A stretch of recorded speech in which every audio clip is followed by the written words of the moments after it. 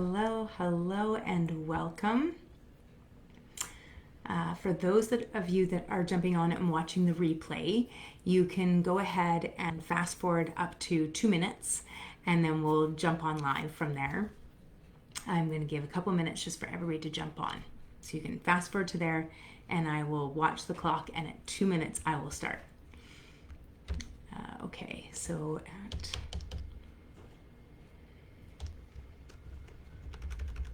make sure that our comments are working.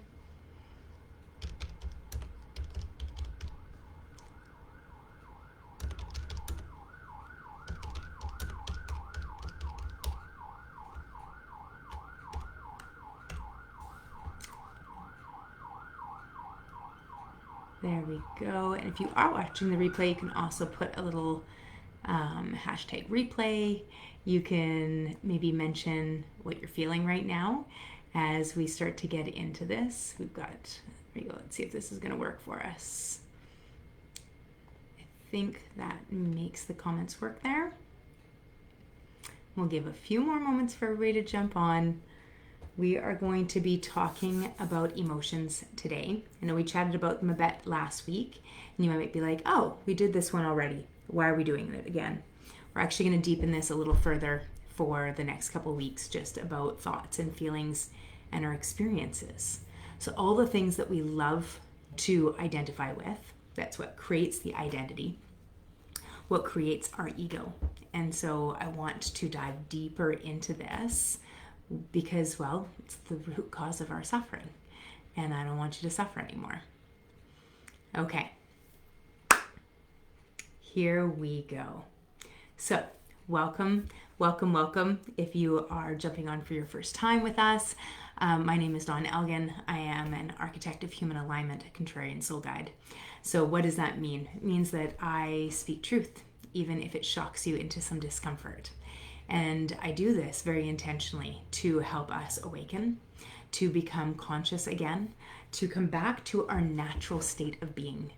And that is the most important thing to me, is how do we become aware of ourselves again?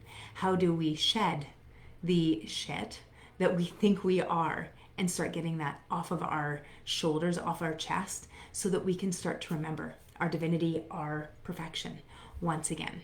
And that is my whole goal in my work, in being here, in supporting you, in how do we come back into alignment. So today I want to talk about the fact that we're not our emotions. So as I mentioned, you maybe watched last week's live or joined me live, and we talked about you're not your emotions. And today I want to go into it again. And the reason is I just want to keep deepening into this because it is so easy. It's such a habitual thing that we do and that the world encourages us to do, even as it scoffs at us doing it. Just fascinating. It comes into the law of paradox. So, we love to, when somebody is behaving or is attached to an emotion that we think is positive, then we will praise people for that. Oh, she's such a positive person. She is joy. She is happiness. And then what happens is all of a sudden we're having a bad day or shit's going sideways, and we feel like we can't share that because we have been put into this box. Anger is bad. Envy is bad. Emotions are bad. And they're not. It's the projection of our emotions that becomes a dysregulation, a disservice to this world. And so it is important that we understand that the emotions themselves are not bad, but how we project into this world when we get caught into them and we think we are them, that creates the chaos, that creates our suffering. And that is not necessary. So this is where I really want us to deepen in today. And so I always make lots of notes as I'm coming into these because I want to make sure I stay on track and I give you guys value. So what I was piecing together here is that there's really a lot of stuff moving through our world right now. And we're seeing it, emotionally, mentally, energetically. And we're seeing it in almost every avenue of our lives. It's not just that politics is in chaos. Our world is in chaos. People are in crisis. We are being heavily pushed towards an us versus them mentality. And we're unaware of who is pulling the strings and when we are getting caught into somebody else's narrative. And I'm going to be really point on this one because it is so important that we ask a simple question, which is who benefits? When we're listening to a narrative that's on the news, when we're listening to a narrative that is on social media, who benefits? Who benefits from you being angry, you being scared? Who benefits? It is an important question to ask. And it was one that my husband really drilled into me when we were going through COVID. Who benefits from this narrative, Dawn? And I remember like looking at him as we'd opened up Broken Squirrel, and I was like, I don't know, I think the paper companies and pulp mills are benefiting right now. It's like every day I got to print a new sign. And he started laughing and he's like, and then we were like, oh, who benefits? And although some things are very much there to support us and take care of us and help us stay healthy, there's other things that are not so much the case. And so we need to know who benefits from this, not to be skeptical, not to be angry at them, but to be aware of it. Like, oh, now do I want to buy into that or not? Does that feel like something that's going to resonate for me or no? And it is the awareness that creates the pause. And it is the pause, it's that space between a thought, an emotion, a belief, and acting upon it. That space is where we meet ourself again, our soul. It is within that space that we get to meet our pure potential. I can have any next thought. It can be angry, it can be fearful, it can be happy, it can be compassionate. I have any next thought. Who do I choose to be? How will I show up?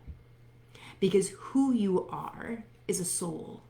You are creation expanded. Expanding creation to experience itself. That is the most beautiful way I think we can see ourselves. So in other words, you are a divine light. You're an aspect of creation. And no matter what you want to call it out there, creation, source, universe, God, it doesn't matter. Not to me. To me, it's what is relevant to you, what resonates as your truth. And then understanding that you are an aspect of that. You're a spark of all light. And so when we come into that understanding, that is who you are. So when we ask the question, who am I? That is the answer. And so the first piece that we need, our first intrinsic purpose, is to be able to answer that question, who am I? And so we come into what is my truth? And we find that answer. And then the second intrinsic purpose that we all share is to embody it. So first it's, oh, I am a divine being. I'm a divine light. And then embody that divinity. And in that embodiment is there's going to be moments of fear and anger because we are having a human experience. It is what you are. And so who I am is the divine. And what I am is a combination of all of my past experiences, not only in this life as in what I experience, but also ancestrally, epigenetically. And if your belief system moves that way, past lives, the chapters prior to this one. And so when we think of it from that point, those are all the things, those experiences that create what you are, because they create our beliefs, and our beliefs are the foundation of our thoughts. Where all of your thoughts come from? They come from your beliefs about this world. How do you see this world is always filtered through your beliefs, through your past experiences. And so we know that is what drives our emotions, that's what drives our behaviors. And so when we look at that and we become more aware, we can start to say like, okay, I have this belief, but does it actually align with my own truth? Or is it that I drank the Kool-Aid that was passed down generation after generation from my family? Was it passed down generation after generation in community, culturally? And do I choose it? You get to choose. And the more aware we become, the more aware we are of the choices that we have. You are powerful beyond belief. And I can still remember the day that I became aware of that was in one of my first meditations, and I was training for the Science of Mindful Awareness teacher training. Not to become a teacher, but actually to buy in to the science of meditation to heal my brain. And I was doing a meditation on breath. And the teacher, who's a neuroscientist, she said, I want you to breathe into any pain or discomfort you have in your body. So if your neck is tense, I just want you to breathe into it. And imagine that your breath is massaging that from the inside. And as I sat, there was about a 30-minute meditation. I started to control pain. I started to shift it. And as I was doing it, my husband started to notice that the shape, the bulging of my neck from whiplash, started to change. And when I finished the meditation, he was like, what were you doing in there? And I was like, that was wild. I just had the most incredible meditation focused on my breath and breathing into my pain. And he's like, your shoulders were literally changing while you were doing it. And I was like, that was incredible. And then my thought was, if I can do that, what else can I do? And that became the doorway of really diving into this. It's not that other people can do these things, not that other people can heal themselves. We can all heal ourselves. We can all change our experience within this world. Every single one of us can do it. It's just becoming more and more aware. And it just seems so simple. We think it should be, a 20-step program and it should be all these things, but awareness is the key. It is the step that is so imperative. Once we have that step, we open the doorway so that we can get all the other little pieces in there to help us relinquish, to release, to let go of all the shit, all the baggage, all the dramas and traumas that are covering you up, because you are beautiful. And so that is the first place. So our first intrinsic purpose, who am I? Second, embody it. So there is who you are, which is a soul, a spirit, consciousness. And then there is what you are, which is your ego or your subconscious mind, your identities. And the reason I want you to know this is because then there's what you do. And what you do, if we're not conscious, if we're just in habits, is going to always be in support of what you are. But once we become conscious, we're aware and we pause and we stay present, we start behaving in direct correlation in support of who you are. And this is what I want for us. And so emotions are part of this. So we want to understand that emotions are rising and falling, and some emotions are going to be more normal to us. And emotions themselves are just energy in motion. They have a more magnetic quality. So each of us has our own bioelectromagnetic field. Bio, physical, electrical, thoughts, ego, intellect, and magnetic, emotions. It's the most basic I can make it. And so we each have our bioelectromagnetic field.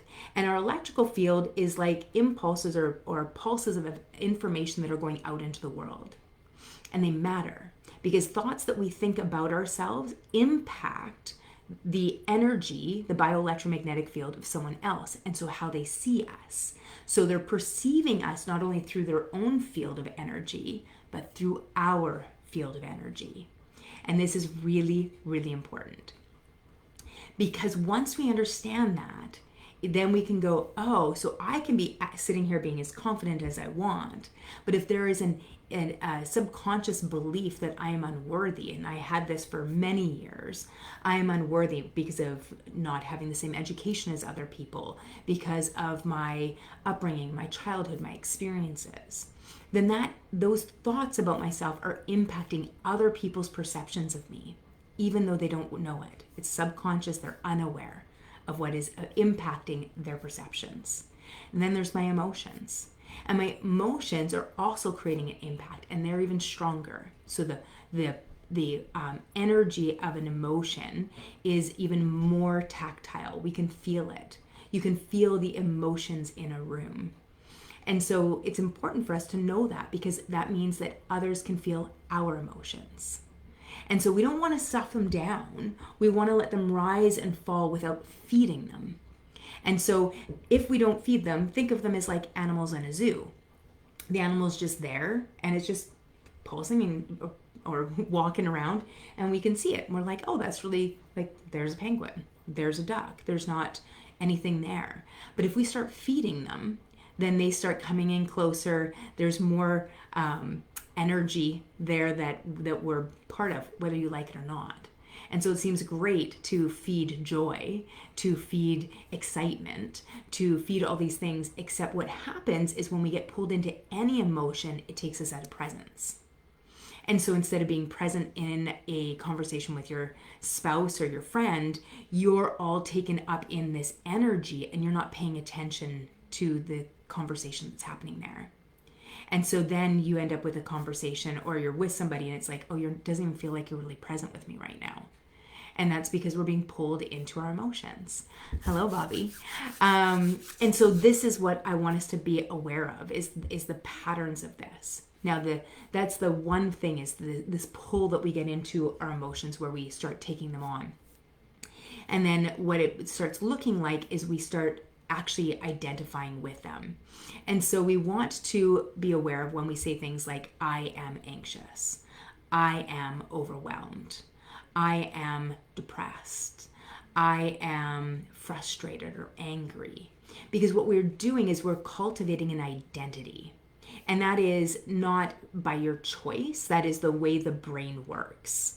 And so there's tons of scientific backing on this. The podcast that will be going up tomorrow morning, early tomorrow morning, that one I even talk about the scientific support that is in there, like what each of these things is. I don't want to go too deep into that today. I want to kind of keep this more on the personal level. And so when we start doing this, what happens is we feel the truth of that. And so we take that on and we're actually identifying with the emotion, and that becomes part of us, part of who I am. And so what this would look like is snapping at somebody. So you'd say like, I'm irritated or I'm frustrated. And then you would snap at somebody and you'd be like, oh, I'm just in that mood. And so all of a sudden your emotion is also driving. It becomes the force that drives your words, the force that drives your behavior, if you're not aware of it. So what I mean by aware of it, you might be going, well, I am aware. I said I am frustrated. And it's like, right, but you identified with it. So you're in the emotion as opposed to witnessing the emotion. So we're not actually in witness consciousness. We're not actually consciously choosing. We're not sovereign. What that means is we're being pushed and pulled, we're being manipulated by our emotions instead of witnessing the emotion, which is what we're actually designed to do. So that's the first piece that we want to come in here is we don't, and I just wrote here, I said, we don't just feel emotions, we become them. And that is the case if we don't stay aware, if we don't stay conscious and on top of it. And it's a big job. We are always feeling an emotion. They're constant. So we have emotions rising and falling. An emotion lasts between 60 to 90 seconds. I would say 90, give it the long form and see where it goes from there. But scientifically, 60 to 90 seconds for an emotion to rise, to be experienced, and then to be released, to be processed out if we don't get involved in it. What I mean by that is if we don't attach thoughts to it as to why do I feel anxious?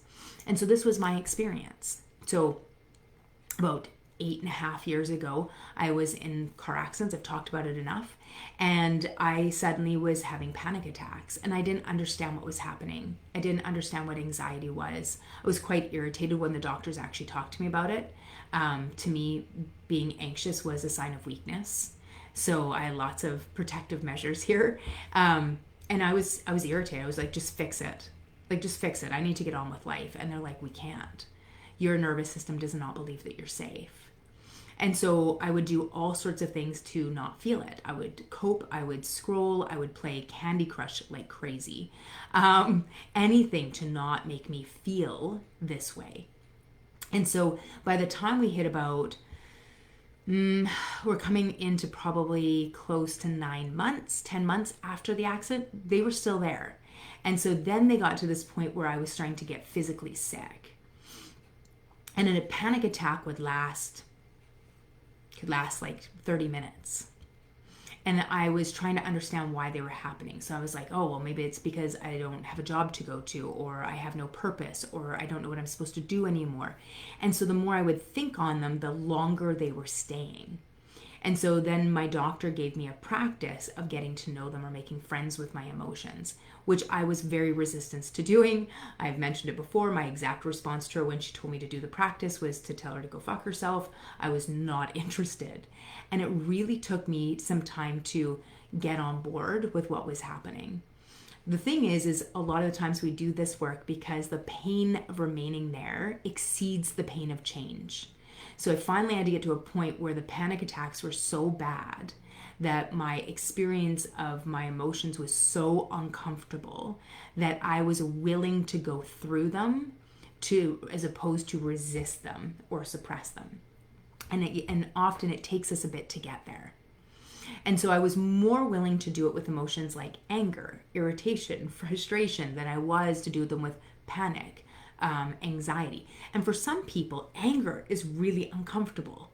And so maybe that's going to be the emotion that is like, oh, I don't know if I can sit here. I promise you can. We can do hard things. We are powerful beings. I promise you can do this. And so one of the things I say is when we're looking at our emotions is I call it the bus analogy. And so you're always moving. Your energy is always in motion. So it's either it changes, but it cannot be, it never goes away. It can only change. So we don't make more of it and we don't lose it. It just changes its form. And so we're on a bus and we're moving down the road and we're trying to go from here to the end. And so all the time there's emotions coming and going off the bus. And so an emotion sits down beside you on the bus. And what happens for a lot of us is if that is joy, then we're all like, oh, how are you? It's lovely to see you. And we're like all taking in their glory. And oftentimes, though, we also don't want to let them off the bus because they're so lovely to talk to. And so our job, though, is to allow. So we witness. Hi, nice to meet you. Oh, hi, I'm Joy. And you just experience it and joy comes and joy goes. And happiness comes and happiness goes. Love comes and love goes. Like there's just this experience. The moment that panic gets on the bus or rage or envy or anxiety, like all these emotions, all of a sudden we're like, I don't see you. And so this emotion is only meant to be here for one stop, but because we don't acknowledge it, it can't get off the bus. It can't get past you to get off the bus again. And our job is to allow them to come, have a seat, and then leave. That's your job. That's it. Grief, same thing. We do not need to cling to it. But many of us do cling to even emotions that they don't bring us joy, but they give us a sense of value or of connection. And so if we allow for grief rises and falls, rises and falls, rises and falls. And it might feel like you have one after another that comes in. But once you actually start paying attention to them, you'll start to notice little nuances. And so the more that we allow them to come and go, the less they accumulate. And because they're magnetic, when we have these suppressed emotions of, say, anger, and we keep suppressing them, we will start encouraging or attracting. So we go back to the law of reflection. We attract things that bump into what's within us to make us aware so that we can release it. Nothing's happening to us. Everything's happening through us. And so emotions, when we look at it from the bus point of view, your job is just to let them come and let them go. That's it. So and I put in my list a bunch of ways that we do this. So the anxiety comes on the bus and we look away. We don't even want to make eye contact. Oh, I'm listening to something. It's kind of like being on a plane. Oh, sorry, I'm listening to something, so nobody talks to us. We might grab our phone and start scrolling, social media, playing games, big time. We try to overthink it. So just like I did in the beginning of trying to understand what was causing this panic. And then we judge it. This is good, this is bad, this is right, this is wrong. Dislike. We judge the hell out of it, and the judgment causes more issues for us. And we try to distract from it. And that can also include other numbing and coping skills, such as watching TV, gossiping, working out, working. We do all sorts of things to distract ourselves from discomfort. And so we create the more chaos in our life rather than just letting ourselves stay present with what we're feeling in the moment. I said, right. So I said, meanwhile, the emotion's like, excuse me, I'd like to get off now. And we just don't let it. So it's our job is to really pay attention and to witness, to become the witness that we desire to have in our own life. We each want to be witnessed. We each want to be seen and heard. And other energy, we are energy. And so other energy is exactly the same. All of creation wants to be witnessed. All of creation wants to be seen. It's what we all desire. And everything that we create desires the same thing, to be witnessed, to be experienced. And our emotions are no different. And so I put, why do they get stuck? So we're going to bring in some nervous system pieces here. So because emotions are energy, they're meant to move. So as I said, they're meant to rise, to peak, to be experienced, and then they're meant to fall. But they need that one thing. They need the awareness. They need to be witnessed so that they can keep moving along. And it might seem like, well, no, Dawn, I don't pay attention to my emotions all day long, and they come and they go and they come and they go. And it may be that subconsciously you're comfortable with them coming and going until you get to something you don't want to look at. Or it could be that subconsciously you're actually suppressing them and you've been unaware of it the whole time. And so a lot of the times when I'm working with people, highly intelligent people, done very good things in their lives. It isn't limited to people who are stuck in their life. We all go through this, and all of a sudden we're working and they have all this anger and resentment that is sitting in their abdomen. And it might move, it might keep dropping into their pelvis. And maybe that's because they've aborted their creative experiences in the past to please other people. And so all of a sudden they'll start noticing in their body they've got all these emotions. And it's not like we're talking scientific. I can give you the woo-woo and the mystical, but every time you feel an emotion that you don't let process out, every emotion, a chemical release of neuropeptides is released into your body, and those neuropeptides stay in your cells until you release the emotion that they correlate with. So if you were 5 and you held on to a bunch of anger or resentment or bitterness or fear, or guilt, those neuropeptides are still impacting the cells of your body. And that is why we always say your issues are stored in your tissues, because they literally are, scientifically speaking. There's a good book called Molecule of Emotions. And it talks about these neuropeptides that are released when we have emotions and how they impact us.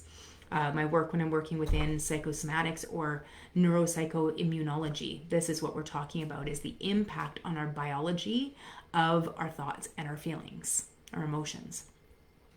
And so they get stuck. And so anytime that we suppress, we distract, or that we judge them, we cause them to stay.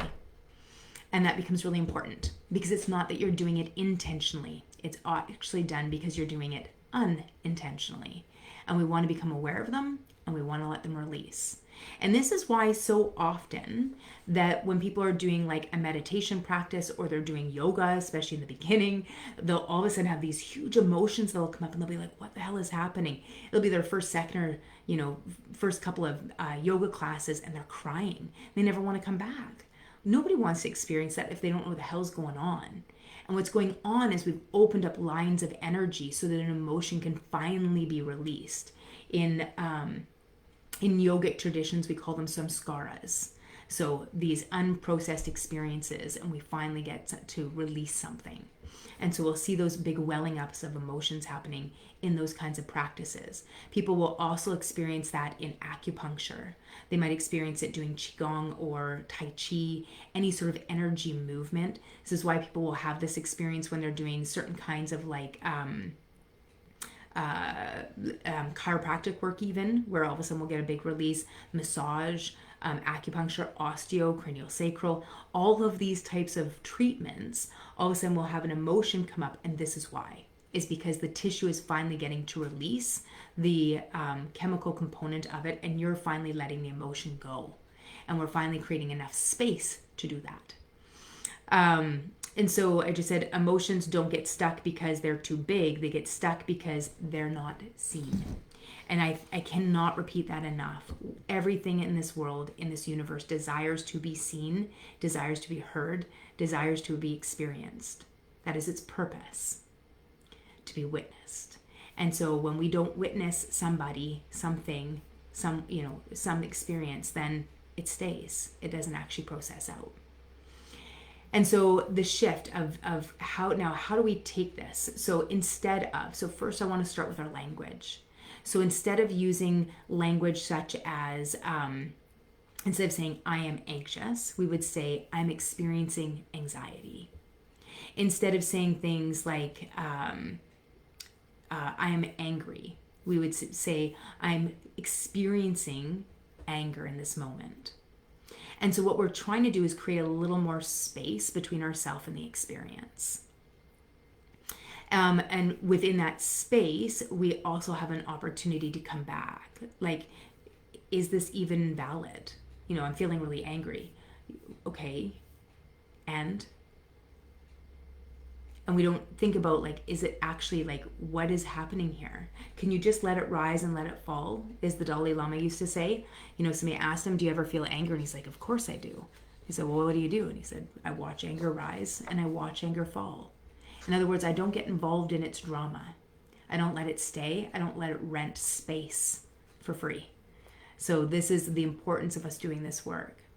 As I go into this, even next week, we'll talk about even further about bringing this into our thoughts and into our experiences, such as instead of saying things like, I have a brain injury, we make a comment such as, I am experiencing a brain that is injured.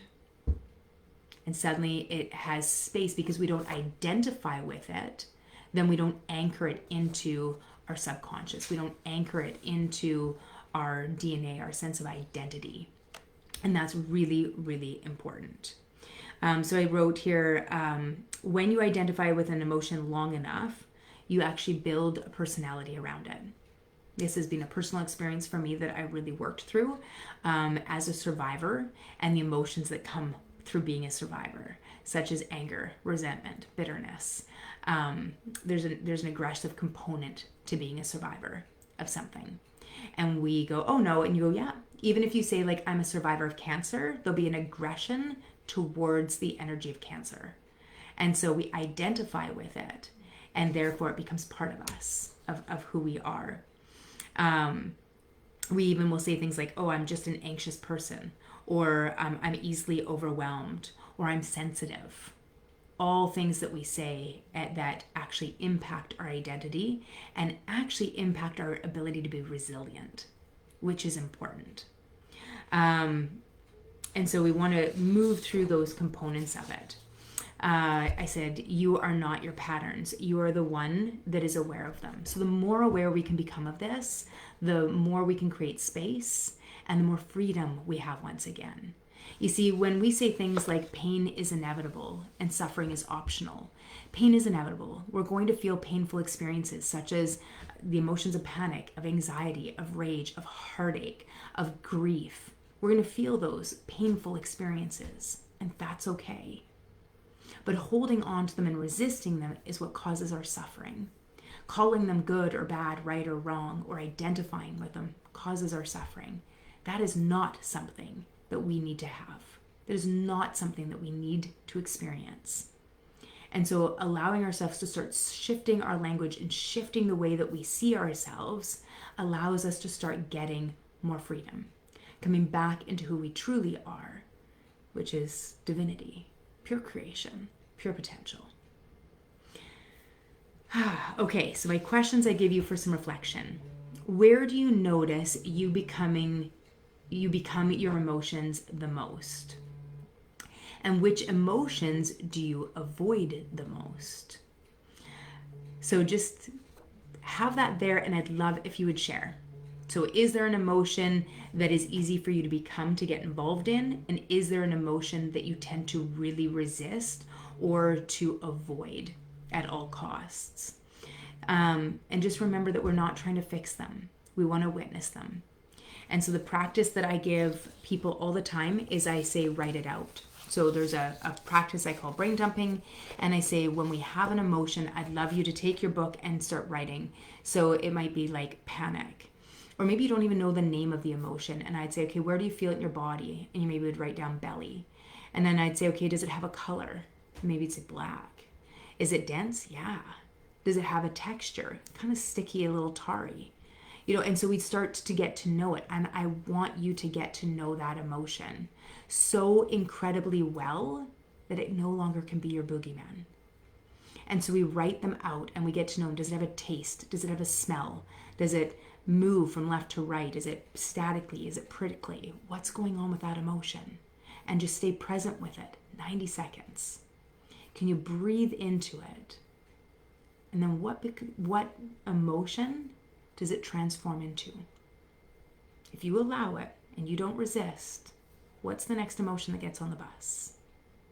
All right, I would love to hear from you on this. So play with it. If you have an emotion, I'd love you to explore that and tell me, what emotion did you sit with and what did it transform into? If there's a resistance, which ones are you resisting feeling? And is there any way at all in which I can support you on the journey? Our next session of Align Your Life is coming up. We are moving into the Law 6, the Law of Dominion, Radical Self-Responsibility. It is never too late to join us. We go all year long, and I absolutely love this work. We meet the first Sunday of every month and approximately the third Tuesday of every month, and we talk about the law, teach for about an hour, and then I open it up to Love Seat coaching. Lots of give and take, and we have great conversations. The second session, I do it again, but we teach the law, and I also talk about it within our own personal energetics. How do we use this law to move from misalignment back into alignment? All right, I hope you have an amazing day. I look forward to seeing you again soon. Brightest of blessings. Have a wonderful week.